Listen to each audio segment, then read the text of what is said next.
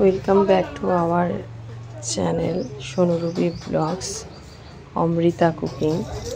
আমি আপনাদের কাছে রান্না করব খুব সোজা পদ্ধতিতে ডাঁটা আলু বেগুন বড়ি দিয়ে ঝোল। আপনারা সজনে ডাঁটা ব্যবহার করবেন, খুব ভালো লাগবে উপকরণটি।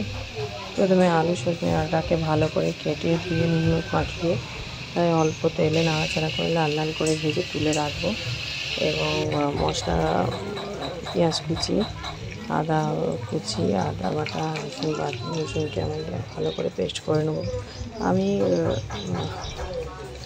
শিলনোড়াতে বেটে রেখেছি, কিন্তু আপনারা চাইলে গ্রাইন্ডারেও গ্রাইন্ড করতে পারেন।